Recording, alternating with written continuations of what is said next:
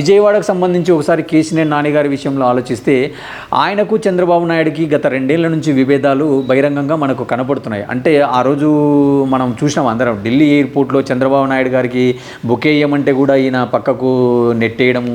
So తర్వాత వాళ్ళ కుటుంబంలోనే చిన్నికి ఈయనకు కూడా విభేదాలు ఉన్నాయి. అంటే మా కుటుంబంలోనే చిచ్చు పెట్టారు చంద్రబాబు నాయుడు, లోకేష్ అని చెప్పి ఈయన బహిరంగంగా మాట్లాడడం. నేను అనుకున్న వాళ్ళకి విజయవాడ సెంట్రల్ కానీ ఈస్ట్ టికెట్లు ఇవ్వాలని చెప్పి ఆయన మాట్లాడడం, ఇలా మనము గత 2 ఏళ్ల నుంచి చూస్తున్నాము.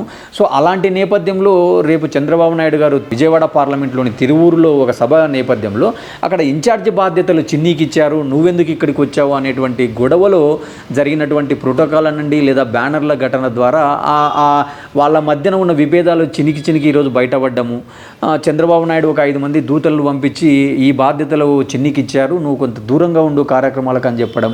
అలాగే 2024లో నీకు ఎంపీ టికెట్ లేదని చంద్రబాబు నాయుడు గారు చెప్పినట్టుగా ఆ దూతలు ఈయనకు చెప్పడంతో ఈయన నేను ఖచ్చితంగా నా సేవలు పార్టీకి అవసరం లేనప్పుడు నేనెందుకు పార్టీలో ఉండాలి, ఖచ్చితంగా నేను టీడీపీకి లోక్సభ సభ్యత్వానికి రాజీనామా చేస్తానని ఈరోజు ప్రకటించడం చూస్తుంటే ఖచ్చితంగా కేశినేని నాని గారు రేపు ఇండిపెండెంట్గా ఉండబోతారా లేకుంటే ఈయననే వైసీపీ అభ్యర్థిగా ఉండబోతాడా అనేటువంటి చర్చ మీడియా సర్కిల్లో జరుగుతుంది. ఇంకోటి ఏంటంటే వైసీపీ కూడా చాలా ప్రతిష్టగా తీసుకుంది. అంటే 2014లో అక్కడ టీడీపీని గెలవడము, 2019లో రాష్ట్రంలో వైసీపీ అధికారంలో ఉన్న విజయవాడలో మాత్రం ఎంపీగా అతనే ఉండడం చూస్తుంటే ఖచ్చితంగా ఆ సీటు మనం గెలవాలా అనేటువంటిది వైసీపీ యొక్క ప్రతిష్టగా తీసుకోవడంతో ఈరోజు అభ్యర్థి నానిగారు అవుతారా ఇంకొకరు అవుతారా అనే విషయాలు కాసేపు పక్కన పెడితే ఈసారి ఎంపీగా మనం గెలవాలా అనే కోణం చూస్తే రేపు నానినే ఇక్కడికి రావచ్చా, నాని వస్తున్నాడు కాబట్టి పీవీపీ గారు అలిగి పక్కకు పోతారా, లేకుంటే ఇంకా 3వ అభ్యర్థిగా ఇక్కడ ఎవరైనా ఉండబోతారా. ఇంకోటి ఏంటంటే ఈ మధ్య విజయవాడ పార్లమెంటు పైన ఒక చర్చ జరిగింది. ఎప్పుడు కూడా ఒక 3-4 దశాబ్దాల నుంచి కూడా కేవలం కమ్మ సామాజిక వర్గానికి 2 పార్టీలు టికెట్లు ఇస్తున్నారు.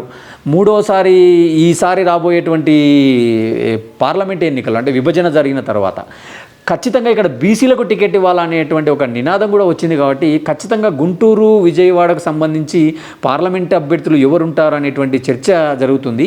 వీటికన్నిటికీ సమాధానం దొరకాలంటే ఖచ్చితంగా ఒక 2-3 వారాలు వెయిట్ చేస్తే వీటికి సమాధానం దొరికే అవకాశం ఉంది అనేది నా భావన.